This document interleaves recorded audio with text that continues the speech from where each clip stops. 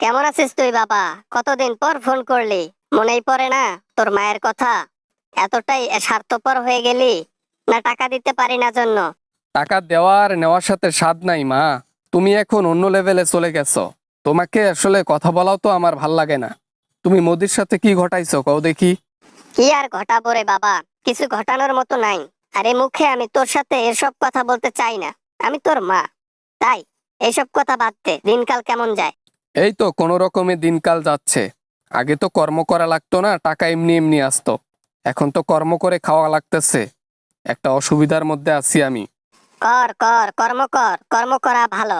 সারা জীবন তোর মা দিয়েছে, মানুষ করছি, মানুষ করছি, এখন যোগ্যতা করে দিচ্ছি, করে করে খা। তোমার তো ব্যাংকে একাধিক টাকা পড়ে আছে, লক্ষ লক্ষ কোটি টাকা। সেই টাকা কি করবা মা? এই টাকাটা কি আমারে দেওয়া যায় না, আমার জীবনটা সুন্দর করে গোছানোর জন্য? না না না, ওই টাকাতে কোনো হাত দেওয়া যাবে না। ওইটা নির্বাচনের জন্য রাখছি, নির্বাচনে কাজে লাগবে। লোকদেরকে টাকা দিয়ে দিয়ে ভোট নেওয়া লাগবে। শরমও নাই, লজ্জাও নাই, কি আর বলি। এত কিছু হয়ে যাবার পরও আমার মা বাংলাদেশে যেতে চায়, নির্বাচন করতে চায়। আহারে কপাল আমার। যে জীবনে আছি এটা কোনো জীবন? খাওয়া দাওয়া আর চার দেয়ালের মাঝখানে বসে থাকা, এটাও তো একটা জেলের মতো হয়ে গেছে। এছাড়া আর কোনো উপায় নাই। অন্য কিছু করো, ব্যবসা করো, বাণিজ্য করো, ব্যাংকে টাকা রাখো, ওখান থেকে ইন্টারেস্ট যতগুলা আসবে সেগুলা টাকা তুমি লাভ করবা আর খাবা বসে বসে। ওই ব্যাংকের খালি সুদের টাকায় আমার জীবন চলে না। আমার লাগবে লক্ষ লক্ষ কোটি টাকা, যে টাকা ইনকাম করতে গেলে আমার গদি লাগবে, আমার গদি। যাও, বাঁচবা আর হয়তো বা কয়দিন, বয়স হয়ে গেছে তোমার। আর কয়টা দিন বেঁচে থাকবা, তার জন্য এত টাকা লাগে? হ্যাঁ, যাও বুঝবা ঠেলা।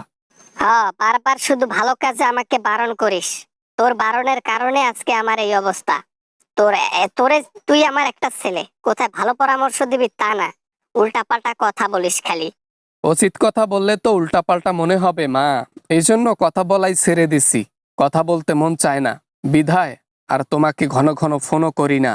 পোদ মারা হয়ে গেছে, এজন্য তো আর ফোন করিস না। টাকা পয়সা যদি দিতাম, টাকা পয়সা দিলে ডেলি ডেলি ফোন করতা। জানি তো, বুঝি তো। টাকার সাথে স্বাদ নাই। তোমার যে আচরণ, তোমার যে ব্যবহার, এইটাতে আমি কখনোই খুশি নই। তুমি যা করার করো মা, আমাকে সঙ্গে নিও না। আগেও যেমন ব্যবহার ছিল, এখনো তেমনই ব্যবহার আছে। ব্যবহারে কোনো চেঞ্জ নাই, অথচ তুই বলতেছিস আমার ব্যবহার বদলে গেছে কেন? কত কষ্ট করে বাংলাদেশ থেকে তোমারে আনাইলাম।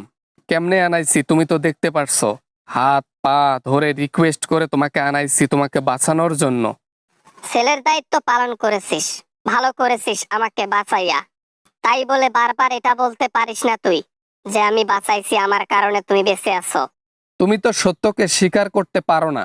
সত্যকে আগে স্বীকার করা শেখো, তারপর আমার সাথে কথা বলিও। তার আগে আমি ফোনও দেব না, তুমিও আর ফোন দিও না। ওই একটা কথাই পাইছিস, আর ফোন দিব না, তুমিও আর ফোন দিও না। আর একটা ছেলে থাকলে এই কথাটা বলতে পারতি না। একটা ছেলে তো, তাই ইচ্ছা করে এরকম করিস, আর আমার মন নিয়ে খেলা খেলিস। গোপনে গোপনে বিয়ে করছো, ঠিক কাজ করছো কি? হ্যাঁ, তোমার কাছে তো আমি এইটা আশা করি নাই মা। তুমি কেন এটা করতে গেছো? কেন করেছো তুমি এমন? এ বেটা তুই ফোন রাখ, তোর সাথে কথা বলার ইচ্ছা নাই। যা যা যা, তুই তোর মতো থাক, আমাকে আমার মতো থাকতে দে। ব্যক্তিগত লাইফ নিয়ে কথা বলিস, রাখ ফোন।